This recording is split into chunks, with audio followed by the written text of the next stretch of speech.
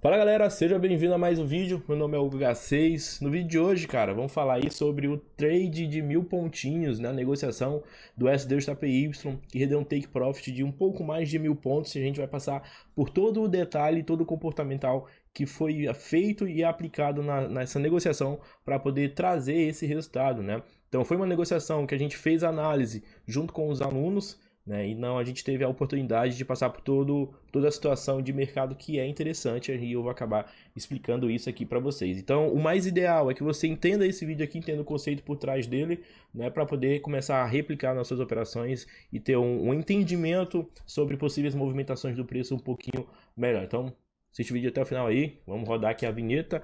Sei que não tem vinheta. Eu também. Mas vamos lá. Então, telinha compartilhada aqui do SDJPY. Como é que a gente vai começar a trabalhar a partir de agora?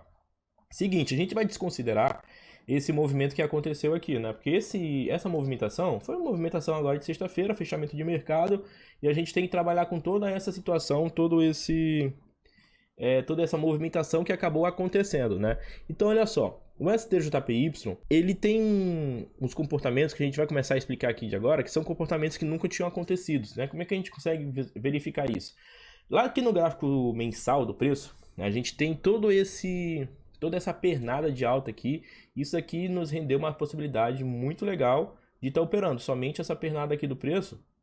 Nessa movimentação, isso lá nos gráficos menores, né, a gente tem umas ótimas oportunidades, né, tivemos aqui mais ou menos mais de 33 mil pontos de movimentação. E o que é interessante falar aqui? Aonde ele está agora, nessa região de 147, 750 e até mesmo aonde ele chegou em 151, mais ou menos ali, 151,884, são regiões que, se a gente prestar atenção, eu vou tirar o zoom aqui, ó, a partir de 1999, ele nunca chegou nessa região. Então a gente está diante de um evento histórico aqui para o SDJPY.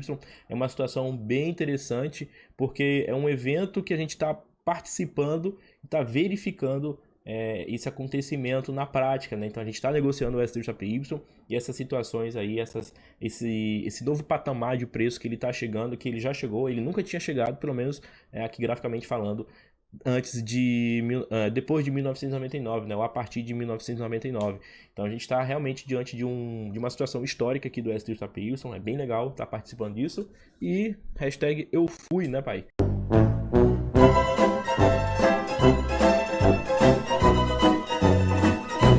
Como é que a gente vem aqui para o SDJPY? Como a gente não tem nenhuma informação gráfica falando de onde o preço está aqui agora, não tem como eu começar a fazer um desenho se não for vindo pegar um ciclo de movimentação que ele veio apresentando desde lá de 2016, que foi quando o SDJPY ele começou a entrar nessa região, né? Então, o que está acontecendo?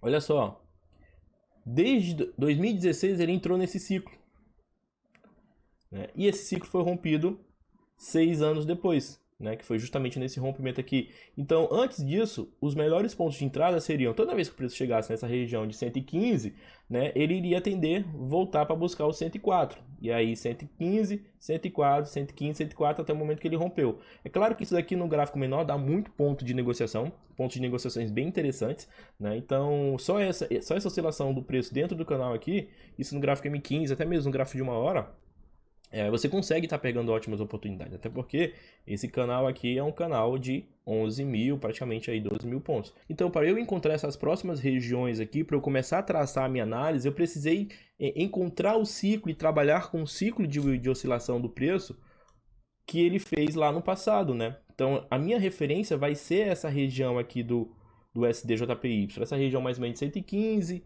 e essa regiãozinha aqui mais ou menos de 104. Então eu vou trabalhar com esse canal de movimentação ou de oscilação do preço, né? E aí vou inserir a ferramenta de Fibonacci de expansão a favor da tendência.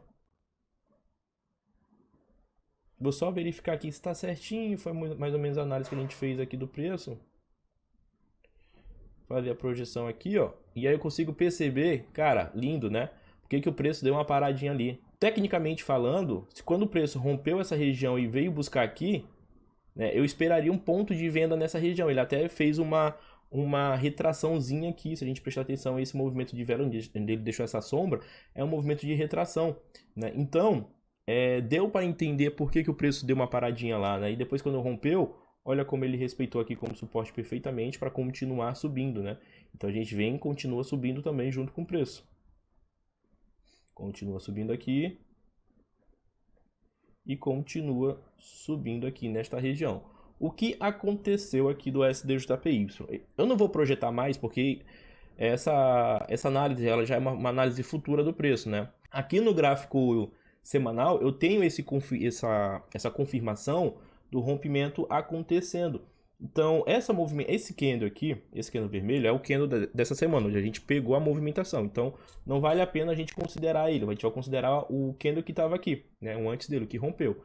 Então aqui no gráfico diário eu tenho rompimentos do preço, então eu tenho confluências. Então eu vim entendendo que o preço tinha rompimentos, tinha situações que ele tenderia a continuar a tendência justamente porque houve esse fechamento desses candles nos gráficos maiores. E aí foi o ponto que fez eu entender que o preço ainda poderia continuar uma negociação, uma tendência de alta lá nos gráficos menores. E aí jogamos lá no gráfico M15 e a gente tem essa situação aqui. Então ele rompeu, esse movimento aqui ele rompeu na sexta-feira, né? Sexta-feira não é um momento onde a gente busca operações, né? Basicamente a gente fica de fora e é melhor a gente aguardar e se preparar para a abertura do mercado no domingo, mas na abertura ele abriu aqui, ó. Então nessa situação eu tinha a minha primeira região de entrada no rompimento quando o preço rompesse essa oscilação, rompesse esse canal. Foi exatamente o que aconteceu, né? O posicionamento do stop estava lá embaixo, ó. Esse foi o primeiro ponto de entrada. E olha como é interessante saber o momento correto de travar no 0 a 0, né? Quando o preço rompeu, que ele rompeu mais ou menos aqui, vamos ver onde é que ele rompeu. Aqui, ó. Então esse candle aqui do preço é mais ou menos o candle de rompimento, né? Então, na hora que ele rompeu, a gente efetuou a negociação, né? E aí a gente tem o preço chegando exatamente ali, ó, fazendo as oscilações do preço. Ele vem, dá o ponto de entrada, faz a realização de lucro, stopzinho aqui embaixo, vai, rompe a primeira região de resistência, volta, e aí quando ele rompe a segunda região de resistência, é o momento de eu travar minha negociação lá no 0 a 0, ó. Tirar aqui do stop do negativo e posicionar essa negociação com risco zero, transformar ela com uma ordem com lucro. Só que assim no momento que a gente travou essa negociação no 0 a 0, o preço ele veio e voltou, estopou a gente no 0 a 0. Porque se não tivesse feito esse comportamento e aplicado, né, seguido, não tentado adivinhar a movimentação do preço, teria dado stop loss. E aí, é muito melhor você tomar um stop no 0 a 0 que tomar um stop loss, né? Então, quando a gente tomou um stop loss, foi numa segunda... Stop loss não, stop no 0 a 0 foi numa segunda-feira.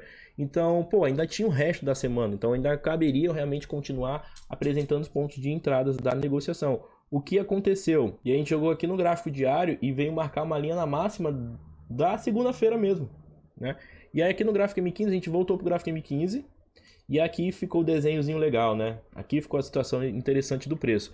Olha como é que o preço estava oscilando perfeitamente aqui em cima, acima da máxima do dia anterior, né? Então eu falei, galera, quando pintar o ponto de entrada aqui, quando romper, vai haver mais um ponto de negociação, porque a gente tem mais uma confluência que o preço está oscilando perfeitamente. Não só oscilando, ele está acumulando. E um dos pontos de entradas é justamente quando o preço estiver acumulando aqui, ó, e romper a acumulação, seguindo a tendência, cabe um ponto de negociação comprado, né? E aí fizemos a estruturação aqui, posicionamento do stop loss lá embaixo. É um stop loss que tende a ser um pouco mais seguro, ou bem mais seguro, na verdade. Por quê? Porque como o preço está oscilando aqui acima da máxima do dia anterior, então vale a pena você posicionar o stop na máxima da retração, porque se o preço voltar aqui e te estopar, provavelmente ele vai caracterizar a reversão de tendência, né? Como foi a situação que não aconteceu, e aí, na hora que rompeu, ponto de negociação confirmado. Cara, olha como as coisas são lindas, né? O preço vem certinho na máxima, na segunda região de resistência oculta, volta na correção para depois romper. E aí você precisa ter sangue frio, tranquilidade para aguentar essa movimentação aí do preço e não ficar com medo, né? Precisa aplicar comportamentais, entender que isso pode acontecer né? Quando o preço chegar na segunda região de resistência oculta, ele pode voltar, né? Se não tiver o fechamento. Na hora que tem o fechamento, aí beleza, ó, se torna uma região de suporte do preço que ele tende a respeitar. E a gente tem essas situações, né? Então, na hora que a gente executou a nossa negociação, definimos o stop loss aqui e definimos o take profit medido 423.6 até o nível 0 de Fibonacci de retração. Fazendo a projeção aqui, a gente tem primeira situação de take profit aqui, e a gente foi um pouquinho mais ousado e colocamos o take profit um nível e meio acima, né? Botamos o take profit aqui. E aí removemos aqui, para lá. E aí dessa maneira a gente definiu o nosso take profit aqui, que é aquele take profit de 1000 pontinhos, né? Então aqui estava o take profit. O que é interessante falar? O preço, ele parou exatamente naquela primeira região onde deveria ser o meu take profit, se eu quisesse trabalhar com ele também.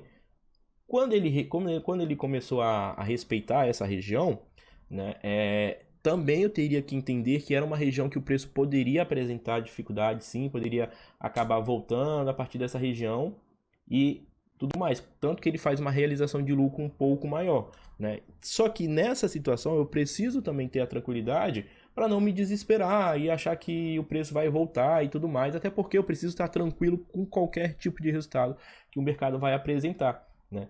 A minha negociação estava aqui, mas que o preço faz essa correção um pouco maior, eu não devo ficar com medo e achar que que a minha ordem vai acabar, que é para eu zerar minha negociação no dedo, que era melhor ter saído, porque isso são comportamentos que vão prejudicar o seu trade, né? Então não vale a pena você ter esse tipo de pensamento, né? Mas aí ele faz a correção que é super natural, essa correção no preço, e aí ele volta, e quando ele volta o take tá aqui, ó, na linha rosa, pai.